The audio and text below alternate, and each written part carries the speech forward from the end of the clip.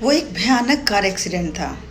Peter अपने father के साथ स्विमिंग में की प्रैक्टिस के लिए जा रहा था और कार एक्सीडेंट में अचानक उसके वालिद की मौत हो गई और पीटर बहुत बुरी तरह ज़ख्मी हो गया।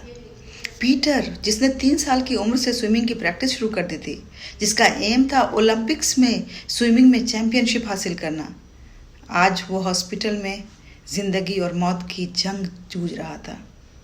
और जब वो हॉस्पिटल से वापस आया तो अपने दोनों बाजू खो चुका था और साथ ही एक मुशफ़िक़ एंड मोहतरम वालिद को खो चुका था, जो उसके लिए सबसे बड़े हौसला का बाइस थे।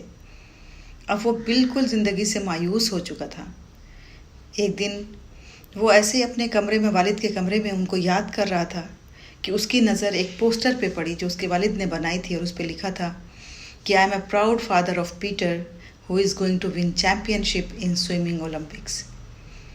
और उस पोस्टर ने, यानी कि मैं एक बहुत ही प्राउड फादर हूँ जिसका बेटा पीटर ओलंपिक्स में स्विमिंग में चैम्पियनशिप हासिल करेगा, उस पोस्टर ने उसके ऊपर बहुत असर डाला और वो सोचने लगा कि अब मैं क्या करूँ।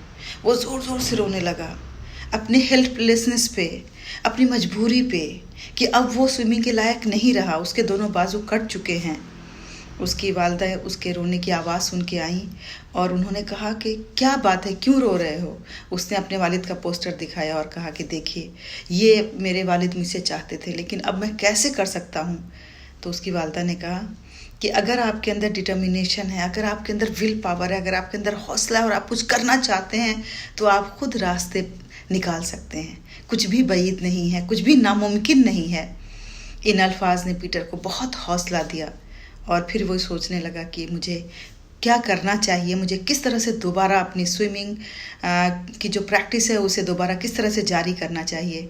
और फिर उसने पैरालंपिक्स में पार्टिसिपेट किया 2 साल की कड़ी मेहनत और मुशक्क़त के साथ, और अपने उसके कोचेस की जो रहनुमाई थी उसको उसने बगौर सुना, उस पर अमल किया और इस तरह 2 साल के बाद वो पैरालंपिक्स में पार्टिसिपेट करके gold medal and silver medals हासिल करने में कामयाब हो गया।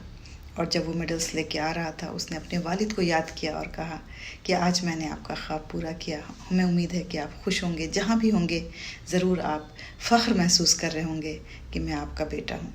तो देखिए दोस्तों, ज़िंदगी में इस तरह के हालात आते हैं, इस तरह की मुश्किलात का सामना करना पड़ता है, लेकिन हम किस तरह से उन मुश्किलात से नबुर्दाज़मा होते हैं, किस तरह से हम हौसला जुटाते हैं, किस तरह से अपनी टूटी बिखरी किरचियों को जमा करके हम एक शीशे का महल बनाते हैं, किस तरह से हम अपने वजूद को बिखरने से बचा लेते हैं, किस तरह से हम ज़िंदगी ना हारने की कसम खाते हैं और आगे बढ़ते रहते हैं, ये सब हमारी सोच पे मुनहसर करता है। अपनी सोच बदलिए, मेहनत कीजिए, मुशक्क़त कीजिए, कुछ भी नामुमकिन नहीं है।